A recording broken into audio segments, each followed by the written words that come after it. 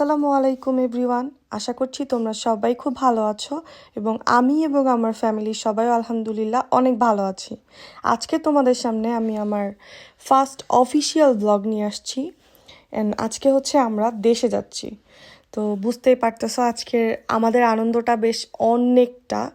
তো প্রথমেই তো দেখালাম যে অনেক ব্যাগ ট্যাগ আমরা অনেক কষ্ট করে রেডি করছি, ওগুলোর কোনো ক্লিপ আসলে আমার কাছে নেই। তো এরপরে হচ্ছে এয়ারপোর্টে চলে আসলাম। এয়ারপোর্টে এসে চেক ইন শেষ করে এই তো প্লেনের জন্য ওয়েট করছি। তো যাওয়ার সময় নর্মালি দেশে যাওয়ার সময় যে আনন্দটা কাজ করে, ওই ক্ষেত্রে জার্নি বা ট্রানজিটের যে অনেকটা সময়, এগুলা কোনো কিছু কষ্ট মনে হয় না। কারণ মানে দেশের বাইরে থাকলে দেশে আসার যে একটা অনুভূতি, অন্য সমস্ত কষ্টকে পিছে ফেলায় ওই অনুভূতিটা অনেক বেশি থাকে। আর বেশ 1.5 বছর পরে আমরা হচ্ছে দেশে যাচ্ছি।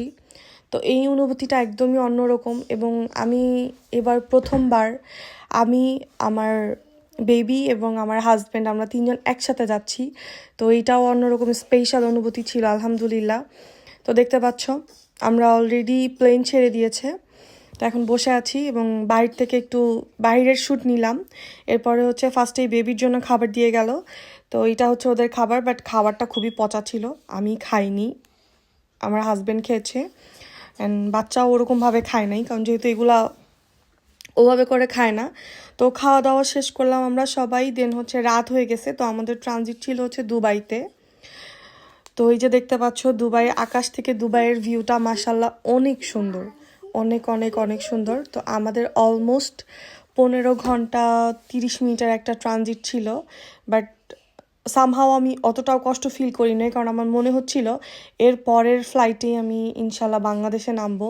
তো ওই অনুভূতির কাছে এই ট্রানজিটের কষ্ট, এত হ্যাসেল, এত জার্নি, সব কিছু আমার কাছে কিছুই মনে হচ্ছিল না। যে বাংলাদেশে যাচ্ছি, নিজের দেশে 1.5 বছর পরে নিজের মায়ের মুখ দেখব, নিজের ঘর, নিজের বাসা, নিজের রিলেটিভস, আত্মীয় স্বজন সবাইকে দেখব, খাওয়া দাওয়া সব কিছু মিলায় অনেক আনন্দ কাজ করছিল। তো এই তো এটা আমরা হচ্ছে দুবাই এয়ারপোর্টে।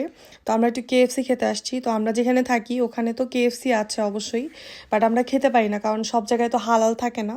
তো দুবাইয়ের কেএফসিটা হালাল ছিল। দেন আমরা কেএফসি থেকে কিছু ফুড অর্ডার করলাম। যেহেতু অনেক লম্বা টাইমের জন্য ট্রানজিট ছিল, তো আমাদের চেক ইন ক্রস করে ইমিগ্রেশন পার করার পরে একবার বের হয়েছি। দেন হচ্ছে এয়ারপোর্টের মধ্যে আমরা টুকটাক খাচ্ছিলাম। অ্যান্ড এখানে একটা সব থেকে ভালো দিক আমার যেটা মনে হয়েছে সেটা হচ্ছে বেবিদের স্ট্রলার। তো স্ট্রলারের কারণে আমার অনেক সুবিধা হয়েছে।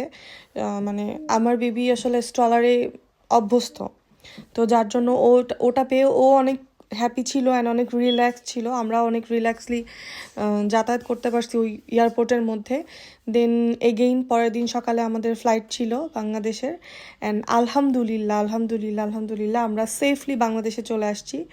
অনেক লম্বা একটা সফর, অলমোস্ট 48 আওয়ার্সের একটা সফর শেষ করে ট্রানজিট সহ দেন পৌঁছে গেলাম নিজেদের দেশে। তো এই অনুভূতি অন্যরকম। তো বাকি দেশে কি করলাম না করলাম সব আপনাদের সাথে পরবর্তী ব্লগগুলোতে শেয়ার করব। যদি ভিডিওটা ভালো লাগে প্লিজ লাইক কমেন্ট শেয়ার করবেন অ্যান্ড চ্যানেলটিকে সাবস্ক্রাইব করবেন। আল্লাহ হাফেজ।